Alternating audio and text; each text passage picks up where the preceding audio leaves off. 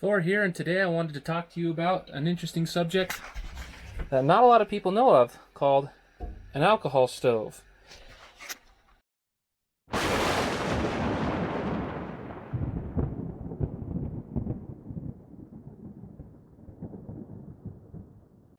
So to the indiscriminating eye, the alcohol stove probably looks like a regular stove. In fact, it did fool me. When I put this in my boat, I thought it was a propane stove. And, well, when I read the bottle that came with it, it turned out it was an alcohol stove. A little bit different than what I thought, but I figured it all out.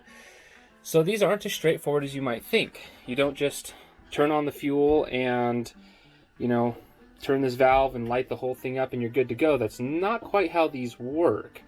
So the way these work is you have the stove, you have a compressor of some form, so I just got a little pump, little compressor, and then you have your alcohol bottle or tank, and you fill the tank up right there. This valve, this whole piece will come out, and then you pour the alcohol in. Then you pump your tank up with your compressor, so you can use a hand compressor. This is just a tire filling compressor to a certain PSI. Now, mine has to be at least 15 pounds in order to work. That's what it says on there, is at least 15 pounds. However, I generally don't pump it up above 25 pounds. And unfortunately, mine leaks, so I have to pump it several times during the session of cooking, which is no big deal. Stove itself isn't as straightforward as it might look. So you have your burners, and then of course the oven has a burner that's literally the same as these. It's just in the oven. This isn't so straightforward. So the way this works is, to give you a good understanding of how to do this, we have to look at the burners themselves.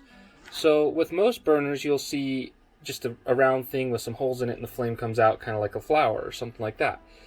Well, this one you'll see that there's a tube that goes over the top of the burner to the valve, goes down, and there's this weird bowl thing down here. That's really important.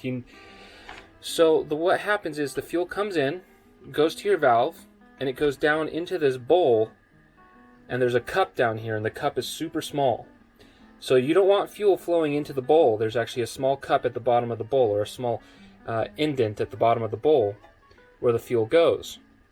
So there's a wick down there. I think it's an asbestos wick or some kind of wick. And basically what happens is when you turn this valve, the fuel comes across this tube down into this cup, and it starts filling up that cup. If it starts filling into this bowl, you filled it up too much and you gotta wait for it to dry, or you'll have a massive fire on your hands. And it's very easy to do. I mean, literally, I turn this valve on for 5 seconds when this is fully pressurized, and then I turn it off. So it doesn't take long.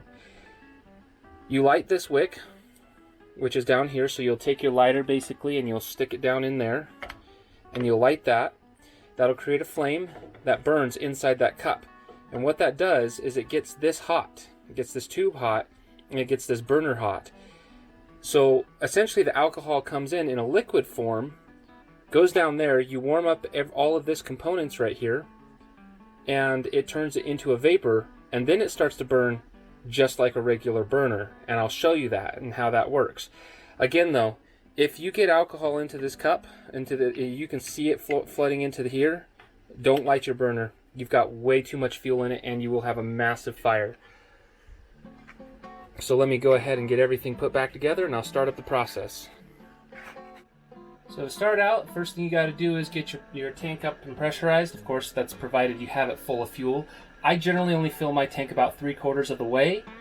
You'll find that the fuller your tank is, the less pressure it'll hold, and the more likely you'll have to pump it up while you are cooking. So 3/4 of the way is about as high as I will go with my tank. However, I find that it actually works probably best at about half full. That way it's half air, half alcohol.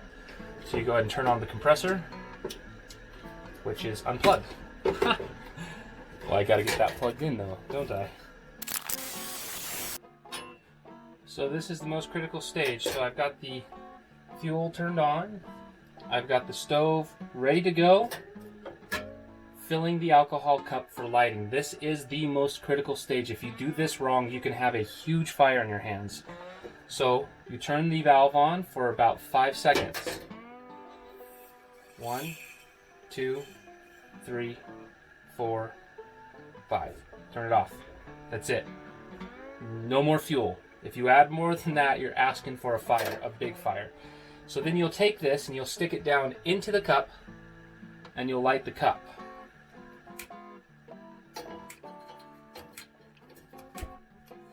Alright, so the cup's lit. So it's kind of hard to see from here. So I'm going to bring the camera in and get it recentered. So you can see that there's a little flame in there. That little flame is heating up this pipe right here.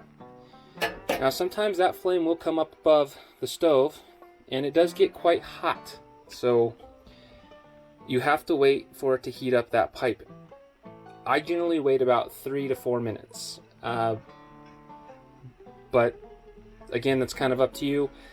If you accidentally, or not accidentally, but if you turn the fuel on too soon, it's not a big deal. It's just going to add some more fuel to that cup. But make sure you turn it off, because if you don't get the actual burner going, then you run the risk of flooding your cup and causing a big fire. So again, just patience is the key of the name of this game. You've got to let your burners warm up. I'm going to go ahead and put you back up here. So we'll wait while this warms up. And again, the valve is turned all the way off. This is just alcohol that's sitting in that cup. It's not doing anything other than just burning in that cup. I don't have any new alcohol coming in. So just understand that you've got to let this warm up. Now my stove, unfortunately, has a leak in the tank. One of the seals is bad and it leaks out all the pressure really quick. So I got to pump that back up. So while we're waiting for this to heat up, I figured I could probably go over a couple things. For one, alcohol stoves are actually very safe when used properly. The unfortunate reality is they are so complex that most people do not use them properly. And I would beckon to say that most people probably catch their boats on fire the first time they use these alcohol stoves and they burn everything to the ground. So giving reference to the past, alcohol stoves were notorious for catching on fire or catching boats on fire, boats just like this one. And a lot of people didn't like them. So a lot of people in modern day boats, they switched to propane. Now propane comes with its whole own set of issues that are different from alcohol. The nice thing about alcohol, even pressurized alcohol, is that it's not an actual vapor. It doesn't atomize instantly in atmosphere like propane does. So that's the benefit to using alcohol over propane. That is, if you do have a leak, you're not just leaking in a volatile gas. It's just, you might have a drip of fuel falling on the ground, or you might have, in this case, I have air leaking out, which is no big deal. The other thing about alcohol stoves that is really nice about alcohol stoves is, depending on where you are in the world, you can't always get propane to cook with. Not all places have the ability to do that. So alcohol is pretty much universal. You can get it anywhere. Now this one runs on denatured alcohol, but I could throw any alcohol in here provided it was high enough proof and it would burn it. So giving reference to that, denatured alcohol is simply poisoned alcohol, but in a lot of other countries they just don't filter their alcohol very well and it's impure alcohol, or they might call it impure alcohol. But essentially it's just poisonous alcohol. If you were to actually drink it, you might go blind or you just get super sick. Now in this case, obviously they poison the alcohol. The main downside to alcohol stoves are they are probably the most expensive form of heat that you can get. For a gallon, it's like over $10 a gallon for fuel for this. It doesn't use very much fuel. I will state that outright. It doesn't use very much, but the point being is that it will cost you when it comes time to refill it. You are going to end up spending probably a good 20, 30, 40 bucks. Now, I haven't managed to actually have to refill mine yet. I've cooked a lot with it, so I know I get a lot out of the, I think mine's a 4-gallon container. I get a lot out of that, but point being, it is expensive to cook with. Now, the other thing too, I hear this a lot, is alcohol doesn't get as hot as propane. That's true, it doesn't. So your actual fuel density is less than propane. On the flip side though, I think that's a bit of a misleading statement. This stove gets very, very hot. very hot very quickly. I mean, once it's warmed up and it's good to go, I'll throw a frying pan on here and cook an egg like it's nothing. So yeah, it does work. You're not going to have any issues cooking or boiling water with an alcohol stove. So again, I got to pump this up again. So my flame is pretty much gone at this point in time. There's almost no flame. I'm going to bring you in for that. So there's pretty much no flame going on right now. You can barely see it down there. Now is when I would light my stove. I'm going to grab a lighter and I'm going to actually light it, and it should light up kind of just like a regular burner at this point in time. So when you turn the stove on, if you hear a hissing noise, that's what you want to hear. If you don't hear any hissing and you hear like a watery noise, it means it's not hot enough yet. And there's my hissing noise, and there's my burner. And so my burner came right to life. It's kind of hard to see.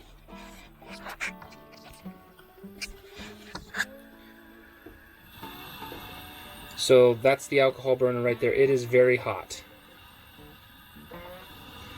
And these alcohol burners can get very big flames on them if you want to. I mean, that's going to cook a lot real quickly. And the other thing to be careful about alcohol is it does burn a little bit longer than propane does.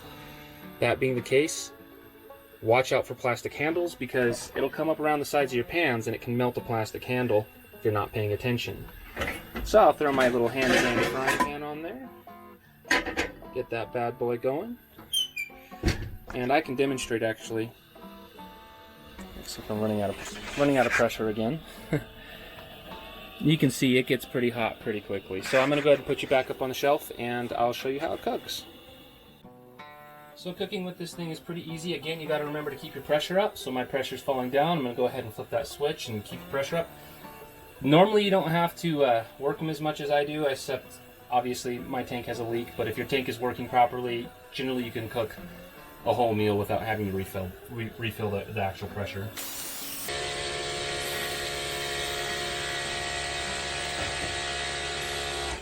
So as you can see now, my burner is like going crazy.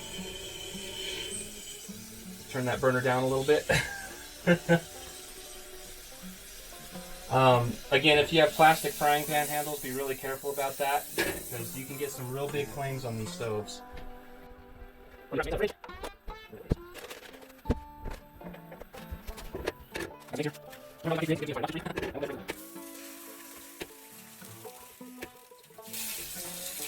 As you can see, this pan is more than hot enough to cook these eggs.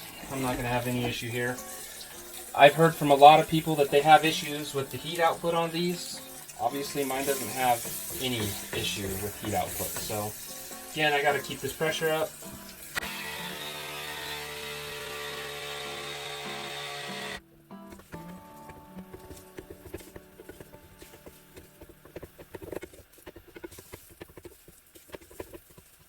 And just for reference, I have cooked with all three burners burning at once. It's not overwhelming.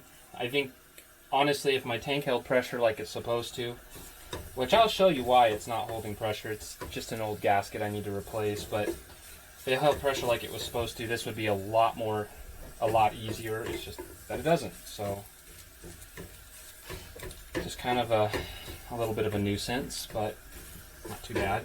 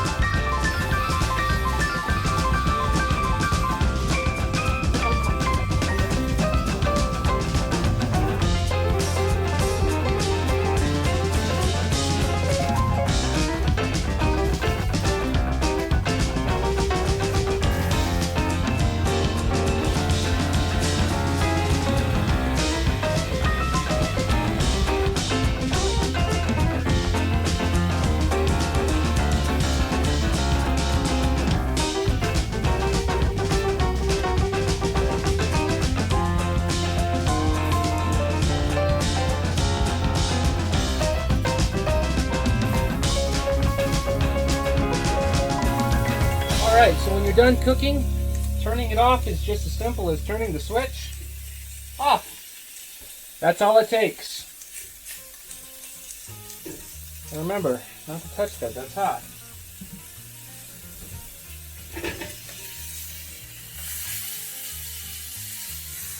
As you can tell, that is nice and hot. Ain't nothing gonna have any issues getting cooked in that, that's for sure.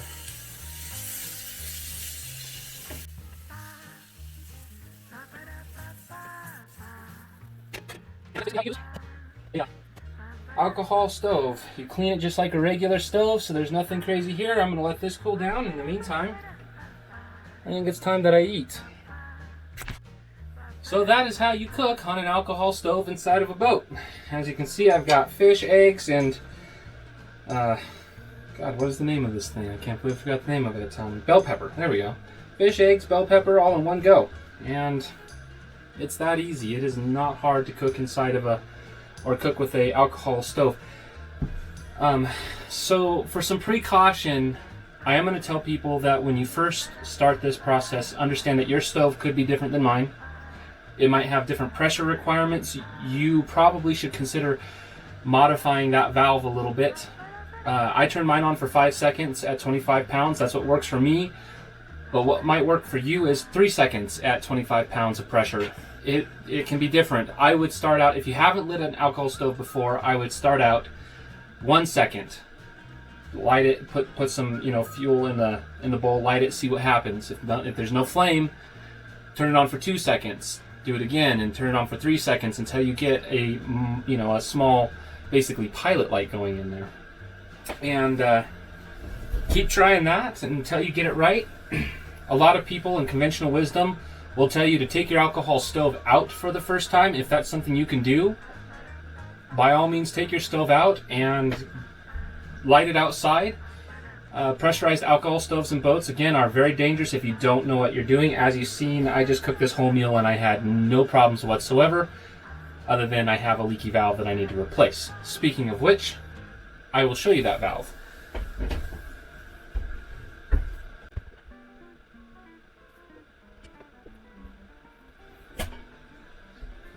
So I apologize.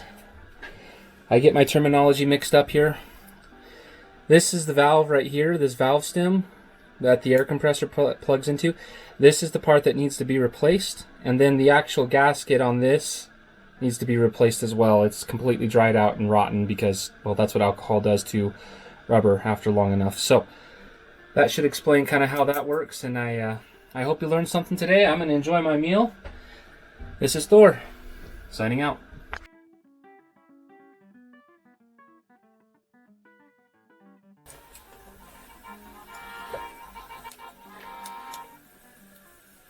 Hello and thank you for calling Bokuda Limousine and Transportational Services. My name is Akum. How can I help you today? Hello? Hello?